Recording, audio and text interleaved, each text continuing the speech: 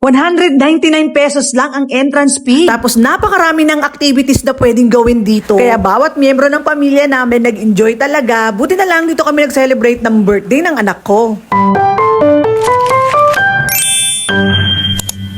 Mabuti na lang talaga at dito kami nag-celebrate ng birthday ng anak ko sa Raylong Resort. Located nga ito sa may barangay Kamalig, may Kawayan, Bulacan. Diyos ko, 35 minutes away lang from San Jose del Monte, Bulacan. Napakaraming inflatable pool dito na mag-e-enjoy talaga mula bata hanggang matanda. Kaya kahit makulimlim ang panahon, walang makakapigil sa swimming namin na to.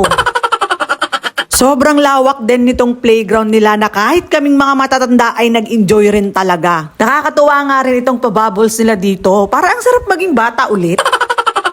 May mga pag-games nga rin sila dito, tapos may mga prizes din. Napakarami ring pagpipilian ng mga kubo at cottages dito, depende na kung saan papasok yung budget ninyo. Take note ha, libre ang birthday celebrant dito, tapos may discount pa yung mga kids. So kung naghahanap kayo ng murang spot or place kung saan pwedeng mag-outing, na-tsak mag-e-enjoy talaga mula bata hanggang matanda sa dami ng mga activities. Nako, highly recommended ko na subukan nyo na rin dito sa may Raylong Resort.